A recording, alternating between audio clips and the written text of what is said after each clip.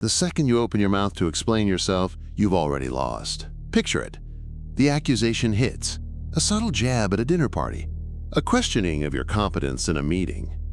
A lover twisting your words. You feel the heat rising in your chest. The cortisol spikes. Your brain screams that you're being totally misunderstood, that the truth is being warped, that you must correct the record right now. So you speak, you clarify, you justify, you offer context, and in that precise second, you have willingly handed them your throat. Because the world does not judge you by the factual truth of your words. It evaluates you by the desperate nature of your delivery. The person who explains is the one who submits. The individual who defends accepts the other person's ultimate authority to pass judgment on them. Niccolò Machiavelli, the master of power dynamics, recognized a brutal reality that modern society has continually tried to breed out of you. He knew true power isn't about being right. It is completely about who holds the frame. The very moment you defend yourself, you step directly into their frame. You instantly become the submissive defendant in their courtroom. But what if you simply refused? What if, when the inevitable attack arrives, you executed the one move that terrifies a manipulator more than anything else? Most people navigate life as fragile emotional puppets. They are constantly yanked by the invisible strings of other people's opinions. Somebody frowns, they instantly apologize. Somebody accuses, they desperately explain. They exist in a perpetual state of reactive defense, trying endlessly to prove they are good, intelligent, or inherently worthy. It is a completely miserable way to live. It is an agonizing, slow suffocation of the soul.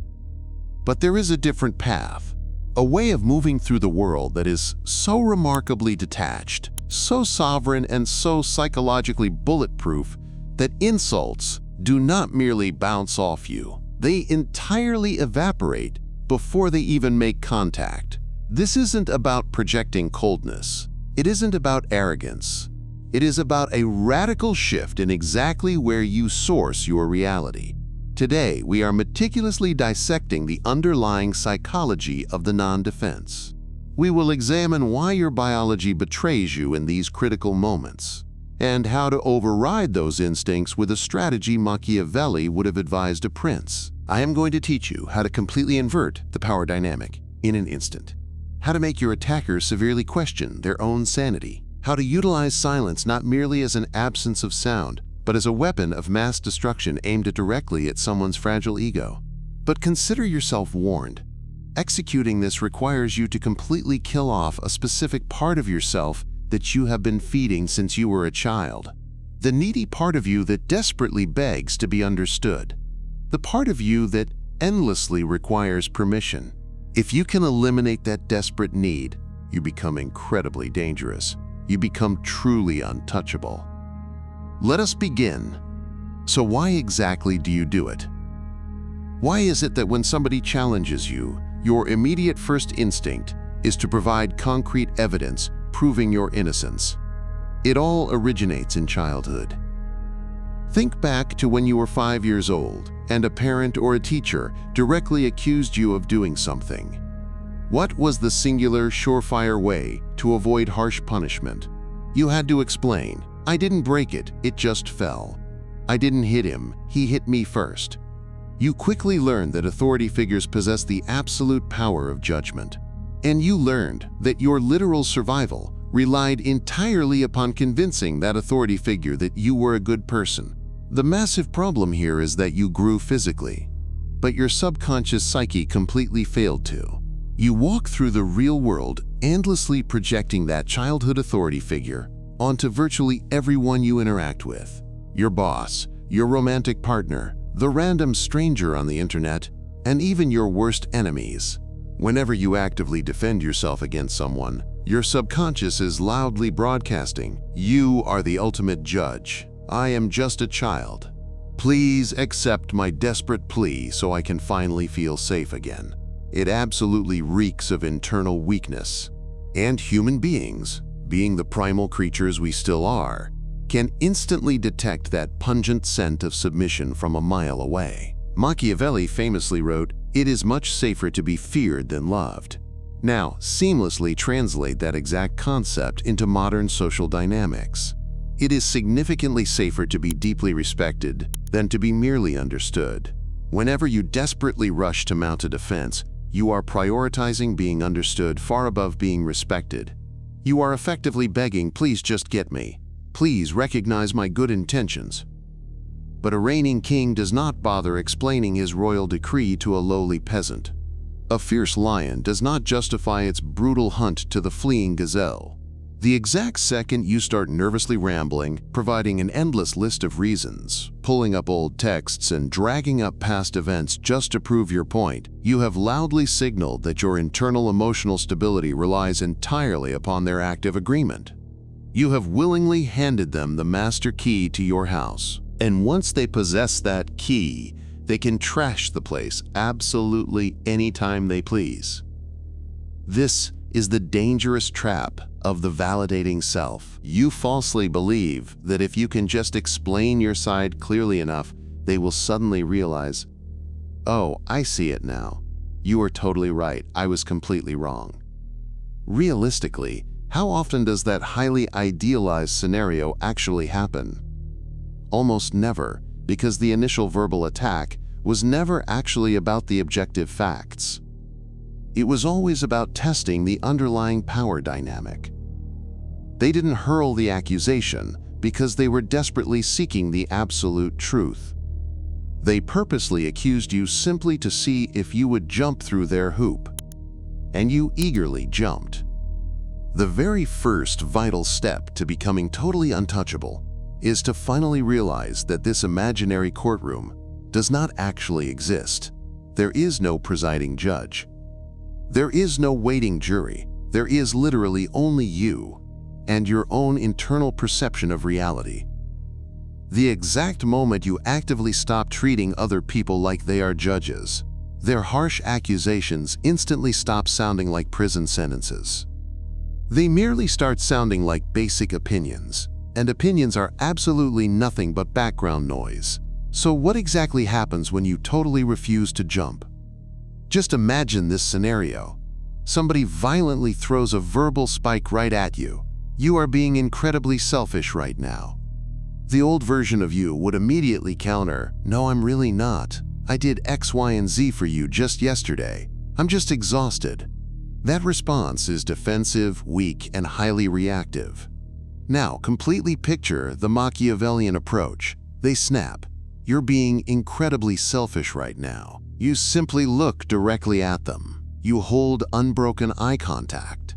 You deliberately do not blink.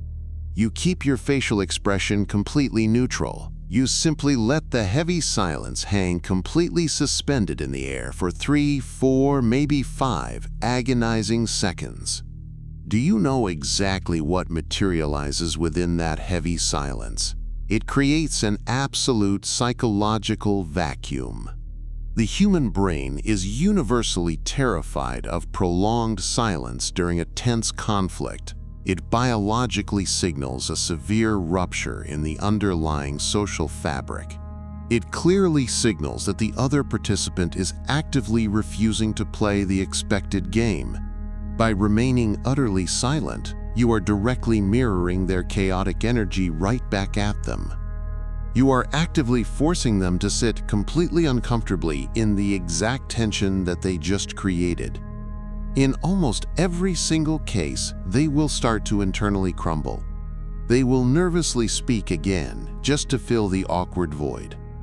"I mean, you're not always selfish, but just right now, why are you just looking at me like that?" They immediately begin, desperately defending themselves against your unyielding silence. The power dynamic has instantly flipped. This is the popular gray rock method elevated and taken to a fully weaponized level. You effectively become a total void. A void simply cannot be successfully attacked. You cannot punch through mist. You cannot slice through water. By flatly refusing to provide the expected friction of a desperate defense, you cause their aggressive attack to pass cleanly right through your aura, completely unbalancing them in the process.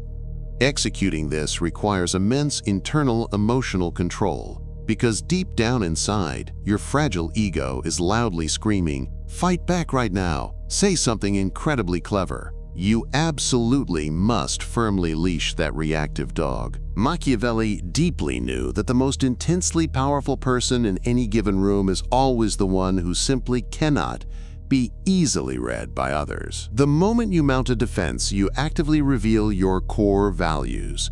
You show them exactly what deeply hurts you. You expose your hidden buttons. "I'm not stupid!" you passionately shout. Great, now they instantly know your deepest insecurity revolves around your intelligence. "I'm not a bad person!" Now they know your core insecurity is your moral standing. Utter silence reveals absolutely nothing. It operates as a dark, impenetrable mirror, and when they are forcefully forced to stare deeply into it, they only see their own toxic aggression heavily reflected directly back at them, and it makes them feel deeply uncomfortable. It genuinely makes them feel heavily judged, which is incredibly ironic, simply because you haven't uttered a single syllable. But sometimes, mere silence is not quite enough. Sometimes, a highly specific situation actively demands spoken words, but they must never, ever be defensive words. If you absolutely must speak, you never ever push back directly against their aggressively applied force. You strategically pull it. You implement the conversational equivalent of Aikido. There is a potent, calculated concept in dark psychology known as agree and amplify. It immediately induces a crippling state of severe cognitive dissonance within the attacker's mind. If someone wildly accuses you of something utterly absurd, aggressively defending yourself actually validates that absurdity. It subconsciously suggests their wild accusation is serious enough to actually warrant a thoughtful response. Instead, you heavily lean right into it. You deliberately exaggerate it until it devolves into a completely ridiculous caricature. Attacker. You are so incredibly obsessed with money, you're completely greedy. Defensive. Weak you. No, I'm really not. I just genuinely want to provide a good life for my family. Utterly boring, entirely predictable, fundamentally weak. Machiavellian you. Wow, you totally caught me. I actually swim backstroke in a giant vault of gold coins exactly like Scrooge McDuck every single Tuesday. It is absolutely terrible for my lower back. You deliver this line with a totally flat face or a slightly amused smirk. Exactly what have you accomplished here? You completely refuse to be insulted. You concretely proved you are not internally insecure about the sensitive topic. You flawlessly transformed their serious verbal attack into a casual joke. You firmly established that you are the sole person framing the current reality, not them. This brilliantly strips the bewildered attacker of their primary weapon. They deeply wanted to hurt your feelings. Instead, you smoothly took their sharp knife and casually started peeling a fresh apple with it. It heavily signals amused mastery. Amused mastery is the ultimate psychological state of high social status.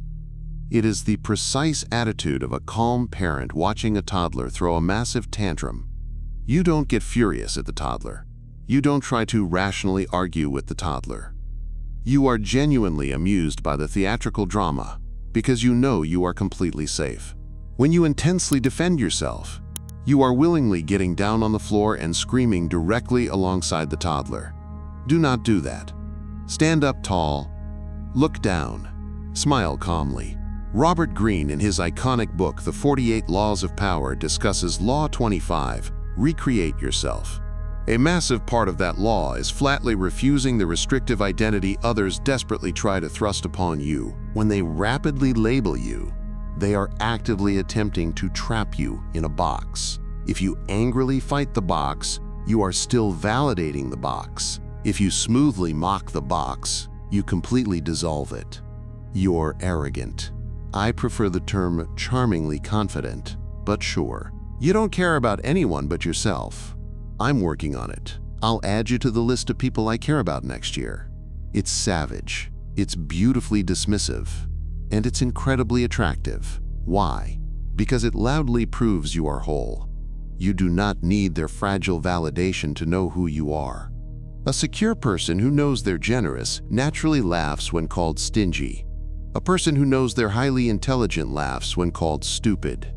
If you're desperately defending yourself, it's because deep down you secretly fear they might actually be right. And that is the painful shadow work you must do. Let's dive significantly deeper into the core philosophy of this interaction. Every single conversation contains a metastructure, a hidden psychological architecture. In a heated conflict, there's usually a strict judge and a nervous defendant. The judge constantly asks the probing questions. Why did you do that? What were you even thinking? Who do you actually think you are? The submissive defendant nervously answers, well, I did it because I was thinking. Understand this. Whoever asks the questions holds the power. Whoever nervously answers is rapidly losing status. The most lethal Machiavellian trick is simply flat-out refusing the submissive role of defendant and instantly seizing the dominant role of judge.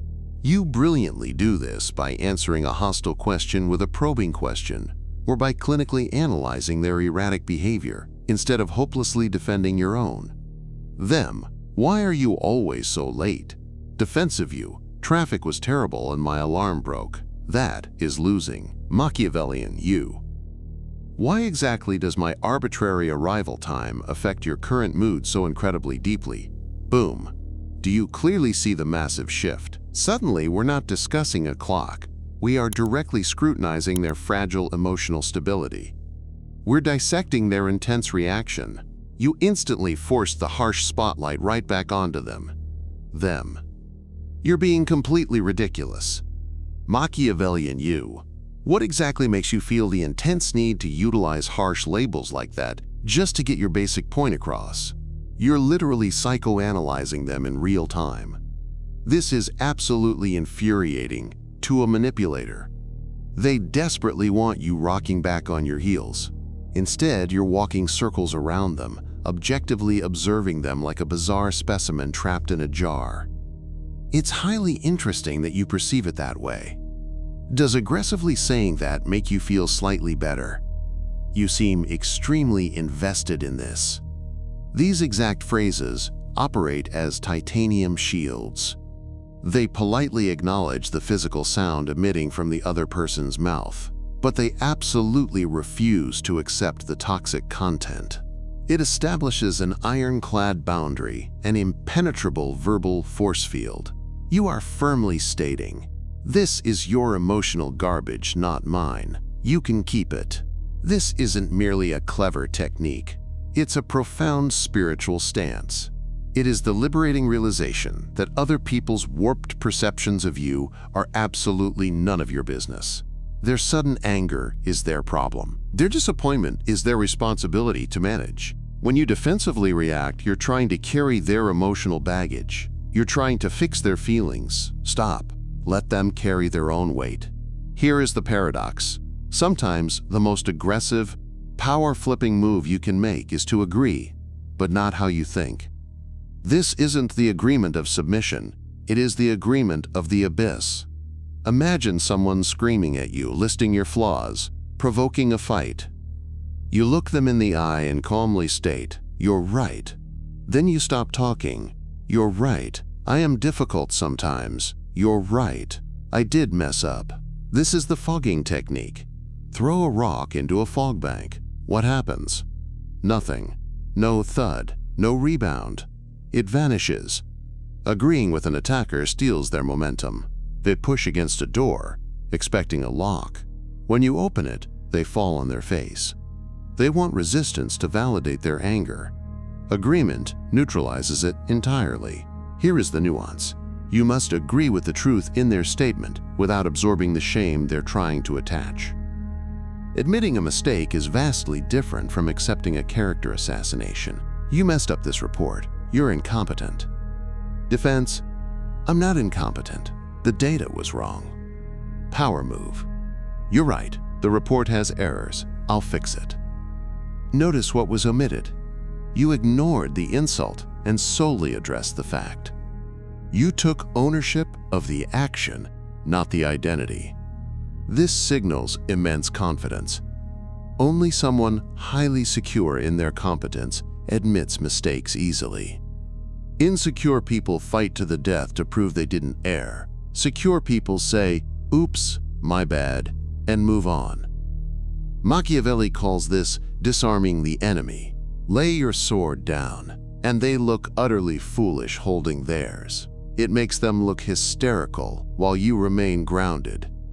History is always written by the grounded. But this fails if it's merely a tactic. If your voice shakes, your eyes dart around, or your aura screams, "Please like me," it won't work. Dark psychology is 20% spoken words and 80% nonverbal frame. You must build the internal architecture to support that heavy silence. This brings us back to the shadow. Why does it hurt when they attack? Because they hit a wound already there. If I tell you your skin is green, you won't get mad. You'll think I'm crazy. You won't defend yourself. You'll laugh. But if I call you a failure and you instantly defend yourself, it's because part of you suspects I might be right. The ultimate defense isn't a verbal trick. It's self-knowledge. It's staring into your darkness, owning your flaws, and accepting your shadow. If you know you can be selfish and someone calls you selfish, you say sometimes yes. If you know you can be cruel and someone calls you cruel, you say, I can be. You can't shame a man who has already accepted himself. You can't expose a woman with nothing left to hide. That is what it means to be untouchable. You've integrated the very parts of yourself others try to weaponize. You become transparent. Light passes through. Arrows pass through. You're no longer a fortress needing defense. You are the wind. Here is your challenge. For 7 days, play a game called No Defense.